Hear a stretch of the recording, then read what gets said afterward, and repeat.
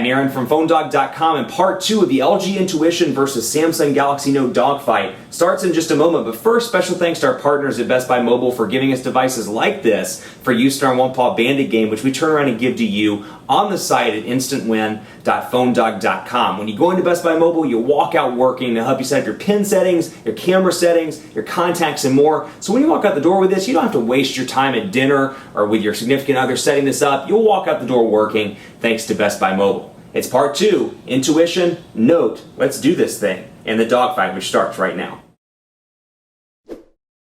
Part 2 of a dogfight battle between two high-end phablet devices. You've got the LG Intuition over here, the Samsung Galaxy Note over here. This one's on Verizon, this one's on both T-Mobile and AT&T. It's available at Verizon now for $199.99 with a 2-year agreement. This one's available at T-Mobile and at AT&T for varying prices, and depending on specials, obviously those can range. Both are 4G LTE devices, at least on AT&T. On T-Mobile, this is an HSPA Plus device. But let's dive in part 2 of a dogfight battle. Let's start with the note-taking capabilities of both of these devices. You've got the LG Intuition over here, the Samsung Galaxy Note with the S Pen. Now you have a rubber DM pen over here. Unfortunately, I left it on my desk in my home office, but you do get a pen as well. Sadly, though, there's no place on the actual device to put the pen. And unfortunately, obviously, you can't use, because of the specialized technology on the S Pen, you can't use it on the LG Intuition. But you can see Quick Memo here, and then we'll load up S Memo over here.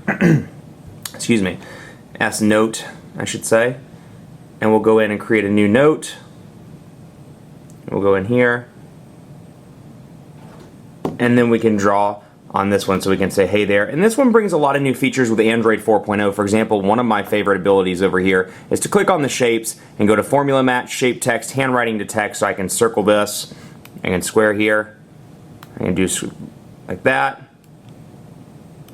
and mess around with a bunch of different shapes, and it makes them a little bit more perfect than my handwriting. Then you got text over here. And of course you can do some awesome things on both of these devices, like change the way the pen looks, change the color, and more. And then you can see down through here, obviously, much larger. I can go in here and make it larger. I can save that, and it'll save that configuration over on the side, so I can always go back and access it as I see fit.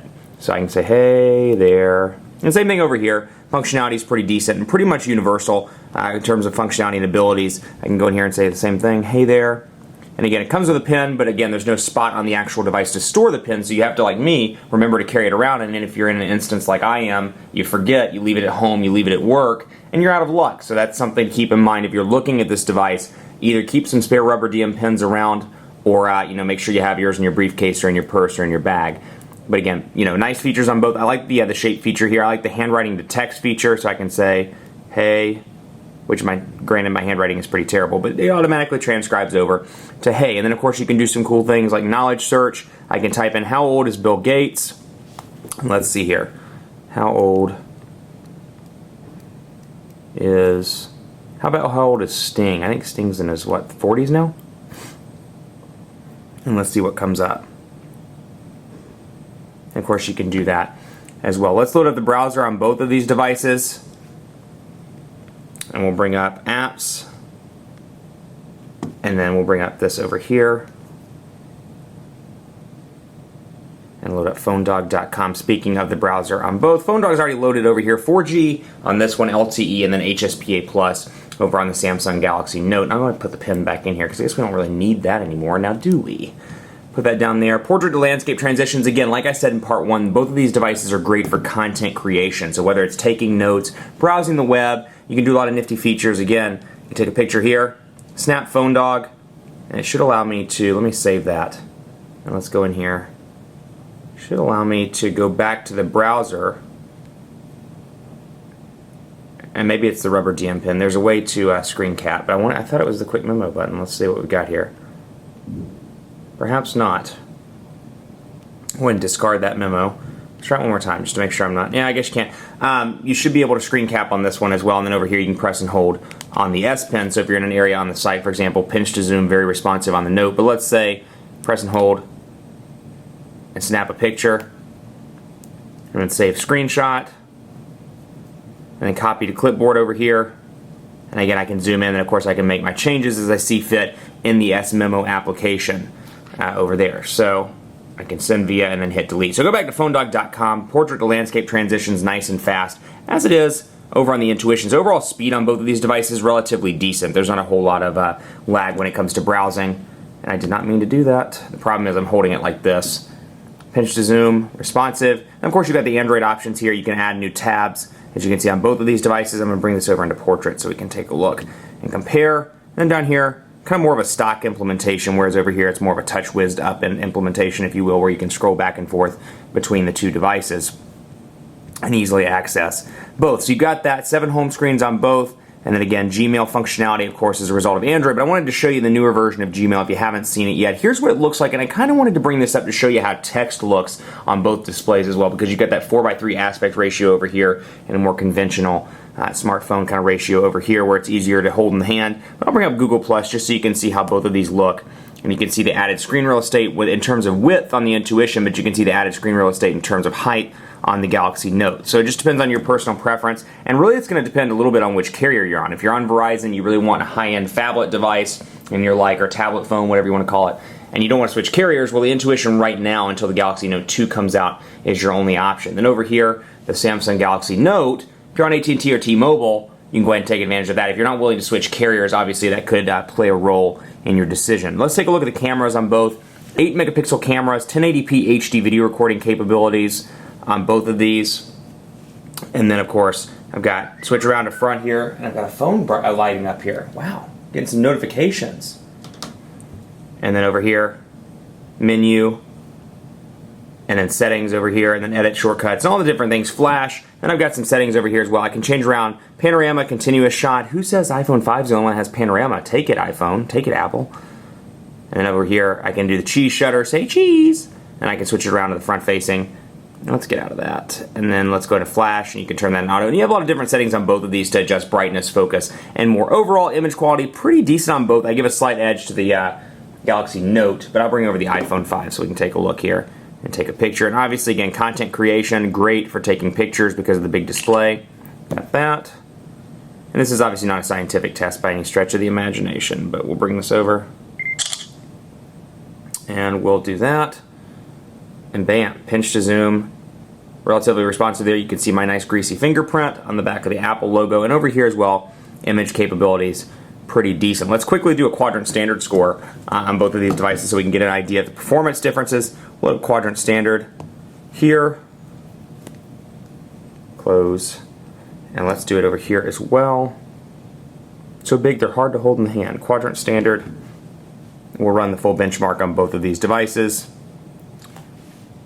and wait for those to load up. Now, you know, call quality's been great on both of these devices. Obviously, it's network dependent depending on where you are in the nation, but both are pretty decent. I took these to their respective dead spots and haven't had a problem making calls. We'll give a slight edge to the Galaxy Note in terms of overall wireless radio. I found that when, you know, in a pretty dead T-Mobile area, it maintained a pretty decent connection. Still choppy, but I found that this one had a little bit more of a hard time.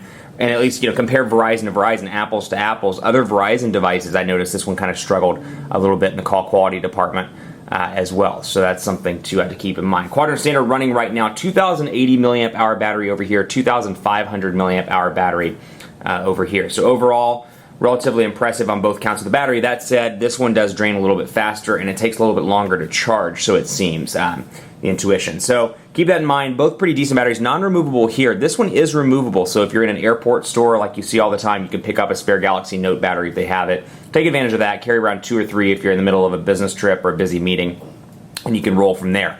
So that's nice to have the non-removable battery. So we'll bookmark or benchmark the results here and take a look. 3,544 on the Intuition, 3,398 over on the Galaxy Note. So those are pretty close, but in terms of quadrant standard, slight edge to the LG Intuition. So that's something to keep in mind. Now, both of these obviously are great devices, and before we sign out, I want to do a speed test on both of these as well.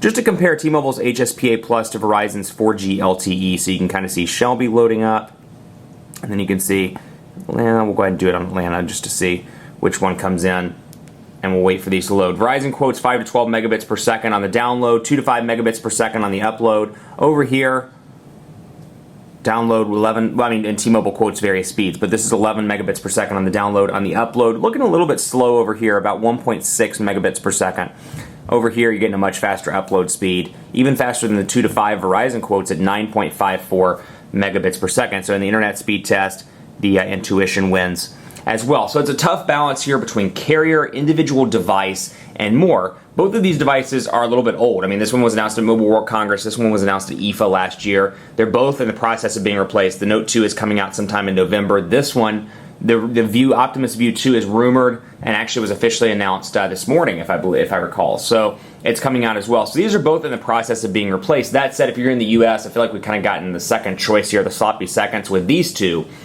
So, you know, you are kind of stuck with two older devices. Give it 6 months, maybe the Optimus View 2 and the Note 2 will be here and we can do a dogfight. And I do notice that these devices are making their way a little bit faster to the US than they were last year. That said, a dogfight winner has to be declared. By a very slight edge, it does go to the Samsung Galaxy Note for a couple of reasons. One, I find that Samsung's user interface overall is a little bit more fleshed out. It's definitely it works a little bit more with Android 4.0. It's a little bit more compatible with things. Like in terms of just overall fluidity and ease of use, that's an area where while this has some great personalization choices, they really struggle. I find that it kind of stutters and lags from time to time, and that's something to keep in mind. Also, display size, a little bit easier to hold in the hand here. The S Pen functionality and the fact that you can store the S Pen makes it a little bit better over here. And the fact that it's on multiple carriers, AT&T and T-Mobile, gives it a slight edge as well. So you have some choice there when it comes to carrier intercompatibility, at least in terms of the device. Keep it locked on PhoneDog.com for continuing coverage. Be sure to like us on Facebook, Facebook.com/PhoneDog. And be sure to hit us up. We're doing the greatest tech giveaway ever too. Be sure to check it out at the Facebook page. And hit me up on Twitter as well. PhoneDog_Aaron on Twitter, on Facebook, at Facebook.com/PhoneDogAB. Thanks so much for watching. Keep it locked on PhoneDog.com for more dogfights between hot, high-end devices like this. And as always, we'll see you next time.